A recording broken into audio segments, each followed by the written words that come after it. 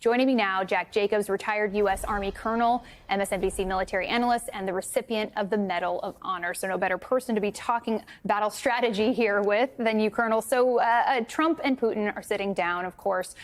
Paint a picture of what is happening in this war at this moment on the battlefield. Well, Russia has been trying desperately to gain as much territory on the ground as it possibly can. When it was clear that ultimately if there was going to be an end to the war, it wasn't going to be because Russia will have taken all of Ukraine.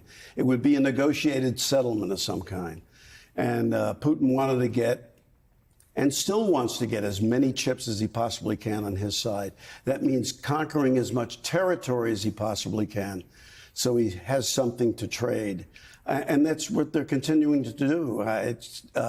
The prospect of having a negotiated settlement has done nothing to change Putin's objective of getting as much territory as possible. Quite so that's the where opposite. this is headed. Exactly the opposite. So will that momentum that Russia is trying to pick up right now on the battlefield actually carry over into this summit? Will it make a difference? Well, it will make a difference because we have to remember who's on the other side of the table, and that's Donald Trump. Donald Trump wants a deal of some kind, and it really doesn't matter whether it works to the advantage of Ukraine or not, whether it even works to the advantage of the United States and the interests of the West or not. He just wants a deal. Putin knows this, and the result is going to be probably something like the following. Russia will agree to a ceasefire, maybe a specific ceasefire for a specific period of time. Trump wants 30 days, right? Yeah, Trump wants 30 days, and that's probably all he's going to get. In exchange for Russia's holding on to the Ukraine, what was a Freudian slip, holding on to Crimea, and keeping all of Donbass.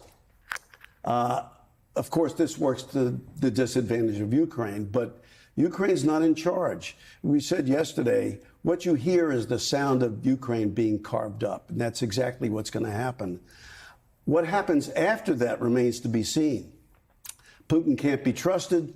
Even if there is a ceasefire or some kind of truce, it's not going to last forever. And you can expect that Putin and the Russian army will continue their advance sometime in the future. So if this summit falls short of creating a peace, which it seems highly likely that will be the scenario, should Europe and the U.S.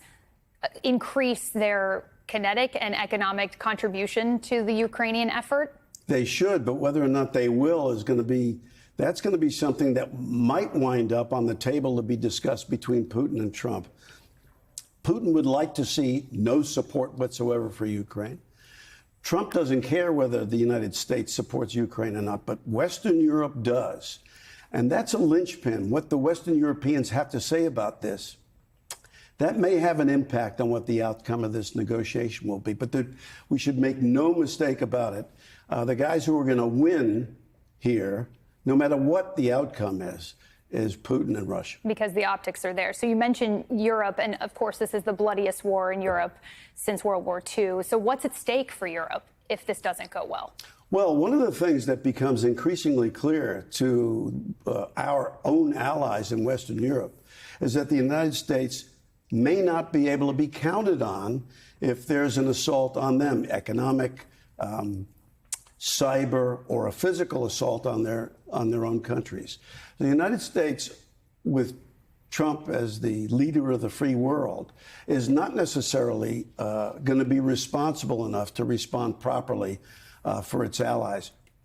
You know, one of the things that's going to be discussed is whether or not Ukraine can become part of NATO. Ukraine would like to become part of NATO yesterday. The Europeans would also like to see Ukraine be part of NATO. But Putin doesn't, obviously, and one of the guys who may say agree with Putin may be Donald Trump. Well, we will see. And of course, the Europeans want that to happen, and the Russians don't want to see them part of that collective NATO agreement. If you're a betting person, you're betting on Putin in this negotiation, and I think that's where the smart money's going, I'm afraid. A dismal outlook there. Colonel Jacobs, thank you so much. We appreciate it.